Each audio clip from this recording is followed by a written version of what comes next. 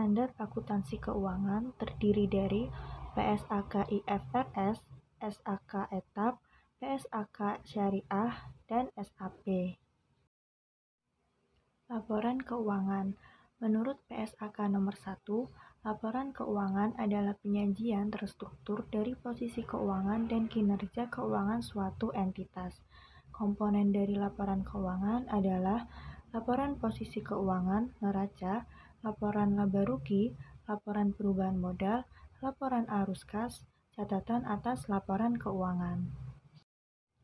Pembahasan pertama adalah laporan posisi keuangan. Laporan posisi keuangan atau Statement of Financial Position adalah laporan keuangan yang melaporkan aset, liabilitas, dan ekuitas perusahaan pada suatu periode tertentu.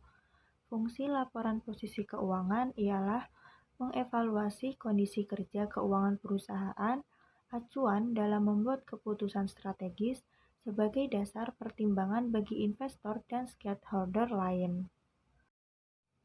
Komponen dalam laporan posisi keuangan terdiri dari aset, yaitu harta yang dimiliki perusahaan dengan nilai manfaat di masa depan, contohnya truk, gedung kantor, dan lain-lain. Yang kedua, liabilitas, yaitu utang yang harus dilunasi berupa uang atau pelayanan yang harus dibayarkan pada pihak lain di waktu yang datang.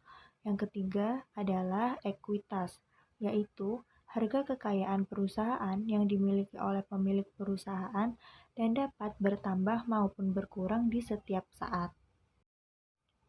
Cara membuat laporan posisi keuangan. 1.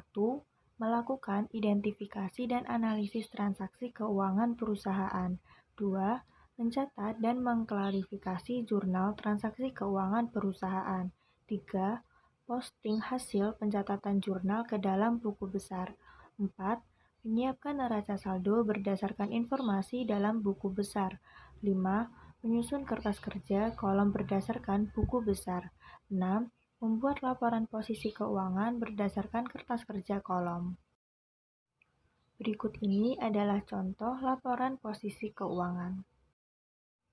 Pembahasan kedua adalah laporan perubahan modal. Laporan perubahan modal adalah laporan yang berisi informasi mengenai perubahan modal akibat penambahan dan pengurangan laba atau rugi dan transaksi keuangan pemilik modal. Fungsi laporan perubahan modal ialah sebagai sumber data keuangan yang dimiliki oleh perusahaan, mengiktisarkan aktiva pembayaran dan investasi, merekam dana yang diperoleh dalam satu periode akuntansi, menyajikan data perusahaan modal. Mengapa perubahan modal terjadi? Karena adanya kenaikan sektor modal, adanya pengurangan atau penurunan aktiva tetap, adanya penambahan utang jangka panjang, perusahaan menderita kerugian, adanya pembentukan dana atau pemisah aktiva lancar, adanya penambahan atau pembelian aktiva tetap, atau pengambilan uang atau barang. Laporan perubahan modal memiliki komponen sebagai berikut. Modal awal, yaitu saldo pada awal periode pelaporan sebagaimana tercermin dalam laporan posisi keuangan periode sebelumnya. Modal investasi pemilik, yaitu jumlah modal yang berasal dari pemilik sepanjang satu periode akuntansi. Modal akhir, yaitu modal yang didapat pada akhir tahun. Perolehan laba rugi, yaitu hasil laba atau rugi bersih sepanjang satu periode akuntansi.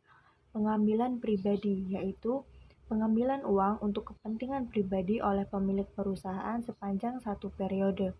Dan yang terakhir adalah dividen, yaitu pembayaran dividen yang dikeluarkan harus dikurangkan oleh ekuitas pemegang saham. Rumus perubahan modal. Jika mendapat laba, rumusnya sebagai berikut. Modal akhir sama dengan modal awal ditambah dalam kurung laba bersih dikurangi privilege. Jika mendapatkan rugi, rumusnya sebagai berikut, yaitu modal akhir sama dengan modal awal dikurangi dalam kurung rugi bersih ditambah privilege. Berikut ini adalah contoh laporan perubahan modal.